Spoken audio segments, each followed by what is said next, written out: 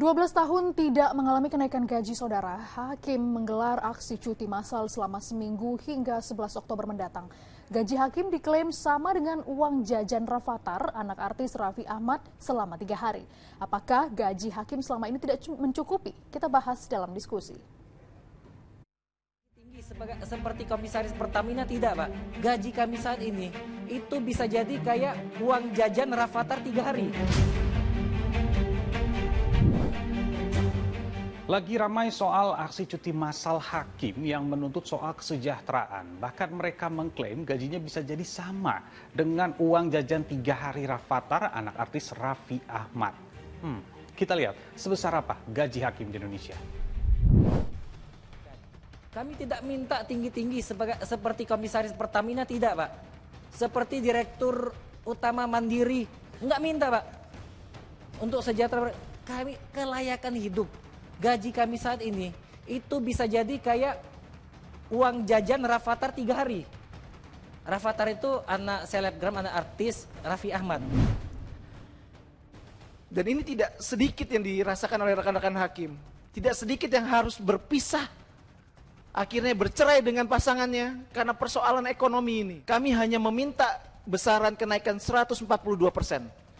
Tidak ada setengahnya dari 300% kenaikan gaji pegawai Kementerian Keuangan.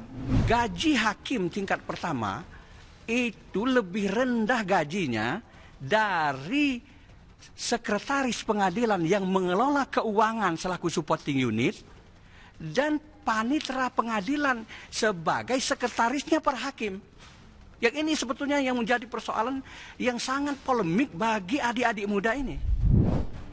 Itu tadi beberapa curhatan Hakim saat bertemu dengan anggota DPR RI. Sekarang kita bahas berapa sebenarnya gaji Hakim.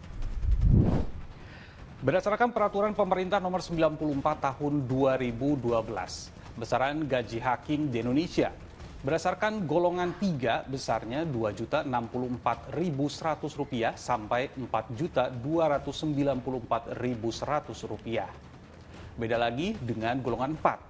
Besarannya Rp2.436.100 sampai Rp4.978.000.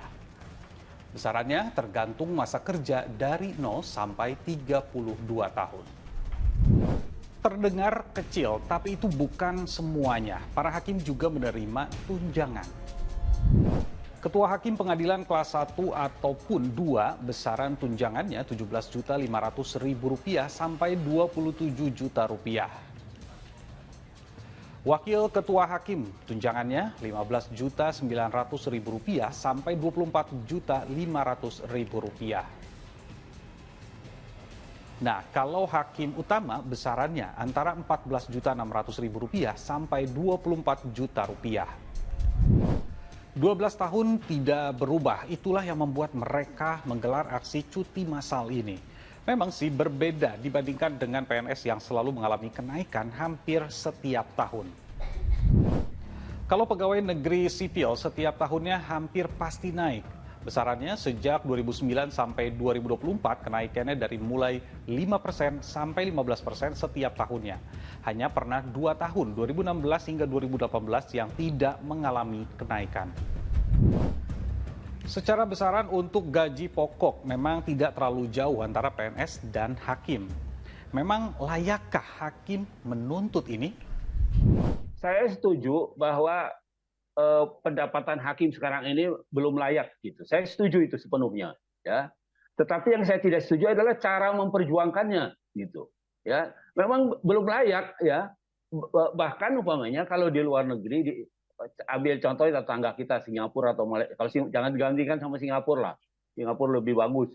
Dengan Malaysia lah umpamanya ya. Dengan Malaysia saja itu jaminan kesejahteraannya masih kalah gitu. Menurut saya ini bukan cara cara mogok itu bukan cara yang terhormat gitu kalau menurut saya. Dikaitkan dengan kedudukannya sebagai yang mulia, dikaitkan dengan kedudukannya sebagai pihak yang setiap hari atau setiap saat ketika melakukan tugasnya mengatasnamakan Tuhan, ya, keadilan berdasarkan ketuhanan yang Maha Esa. Nah, karena itu menurut saya seharusnya lebih banyak diplomasi, ya, yang harusnya dipakai, harusnya digunakan gitu untuk menekan pemerintah. Pemerintah merespon keinginan hakim. Saat ini besaran kenaikan sedang dalam kajian. Semuanya masih dalam kajian dan perhitungan di Menpan, Menteri Hukum dan HAM, dan juga Kementerian Keuangan.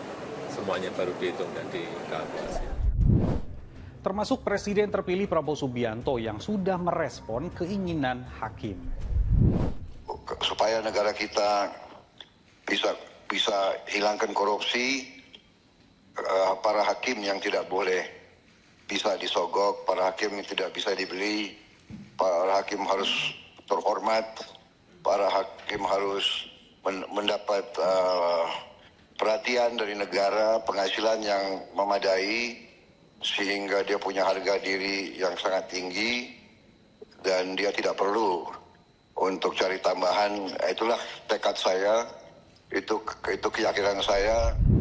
Tapi ada juga yang menjadi sorotan, yaitu pekerjaan hakim di beberapa daerah khususnya kota besar yang terlalu banyak menangani kasus setiap harinya.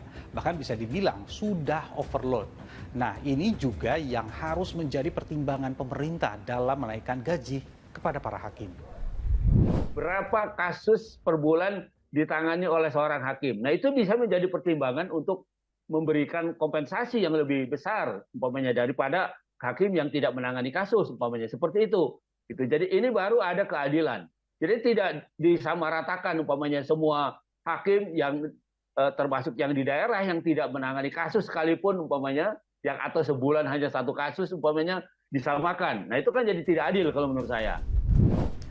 Yang terpenting jangan lupa sebagai wakil Tuhan, Palu hakim harus tetap jujur dan adil dalam menentukan perkara. Saya Nabila Biasa. Sampai jumpa.